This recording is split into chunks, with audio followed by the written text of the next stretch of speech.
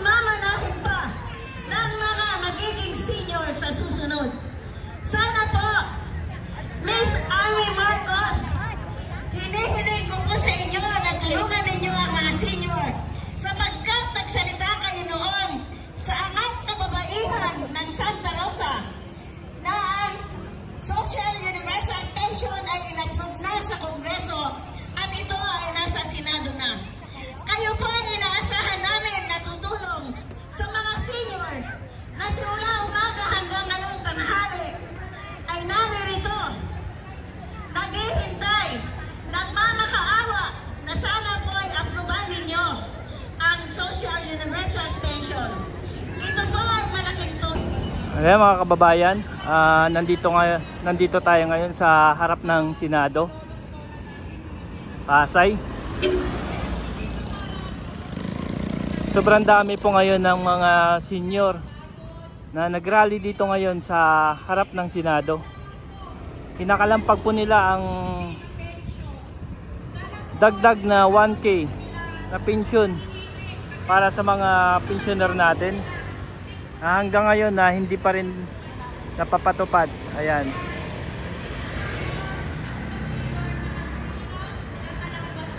$8 million na mga senior citizen o mga pensioner ang nangangalampag ngayon para ipatupad ang dagdag na 1K para sa pension nila. Ay mga kababayan.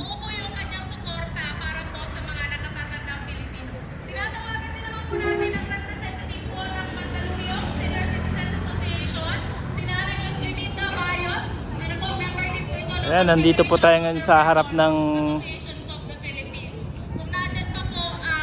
Senate of the Philippines.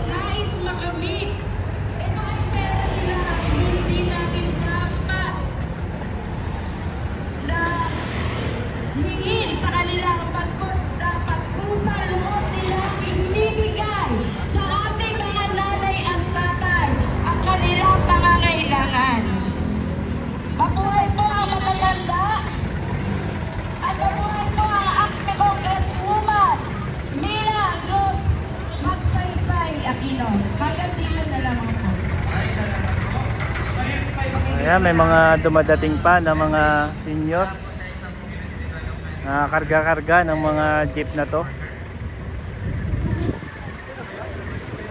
Ayan, nakasulat. Mga nanay at mga tatay, nagtataka po kayo bakit bata-bata ako pa, andito na ako.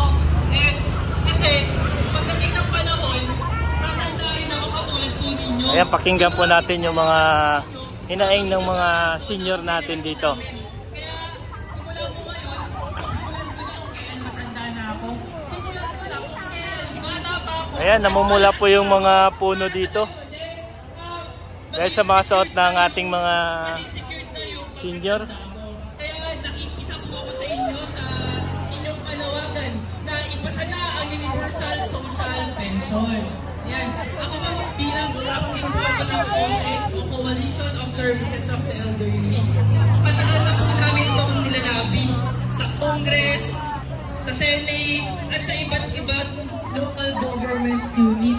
May nakita po namin na napakahalaga po itong Universal Social Pension. Kasi sa Cebu City, asado na, Universal Social Pension na. So bakit hindi pa i-national, di ba? Hindi pa bigyan ang mga nakatatanda ng Universal Social Pension. Kasi lahat naman po tayo nangangailangan. Wala po yan kung bata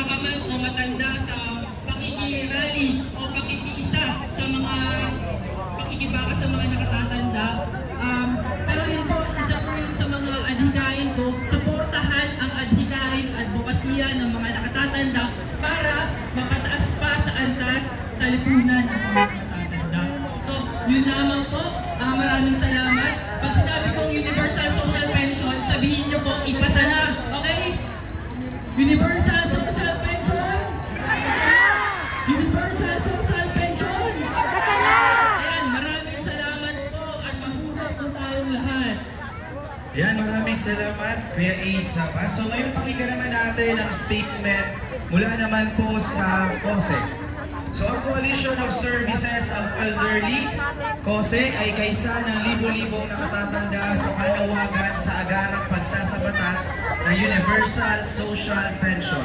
Ang Coalition of Service of Elderly o COSE, isang non-government organization sa Pilipinas na nagsusulong ng karapatan at kapakanan ng nakatatandang Pilipino simula pa noong 1989.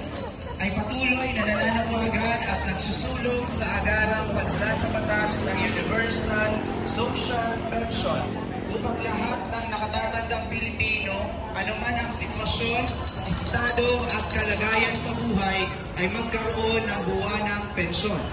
Nagpapasalamat ang COSE sa members ng House of Representatives sa pag-aproba ng House Bill 10423 na akda ni Kong Milagros Aquino Magsaysay na naglalayong magbigay ng 500 pesos buwanang social pension ang lahat ng nakatatanda na hindi kabilang sa kasalukuyang Social Pension Program for Indigent Senior Citizens. Dahil dito ang COSE, katuwang ang libo-libong nakatatanda na miyembro ng iba't ibang organisasyon mula sa iba't ibang bahagi ng ating bansa ay nananawagan sa ating mga butihing senador at sa Committee on Justice, Social Welfare and Rural Development na pinamumunahan ni Senator Amy Marcos na agarang pagsasabatas ng Universal Social Pension. Naniniwala ang COSE na ang Universal Social Pension ay isang social investment at hindi dagdag gastusin ng pamahalaan. Ito din ay nakatutulong upang mabawasan ang hirap na nararanasan ng nakatatanda, higit na ang mga walang regular o may mababang kita at pensyon. Mapataas ang kalidad ng buhay ng nakatatanda at mabawasan ang hindi pagkakapantay-pantay. Dagdag pa nito, naniniwala ang COSE na ang social pension ay magiging isang tunay na inklusibo kung ito ay magiging universal at magiging dagdag tugon sa pangangailangan ng lahat ng nakatatanda sa buong bansa.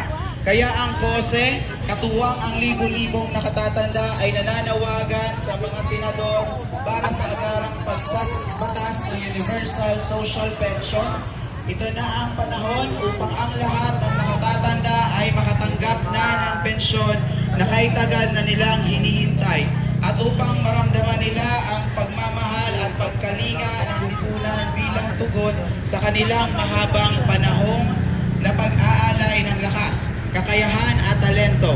Ito na ang panahon upang kilalanin ang ambag ng nakatatanda sa pagpapaunlad ng lipunan sa ating ginagalawan. Sa muli po, sabay-sabay po natin isigaw, Universal Social Pension.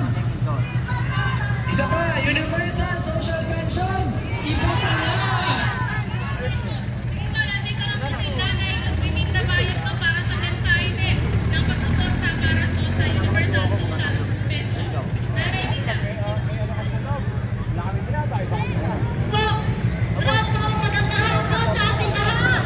Tayo po ay magkaisa para ipaglaban ang ating karapatan para sa Universal Social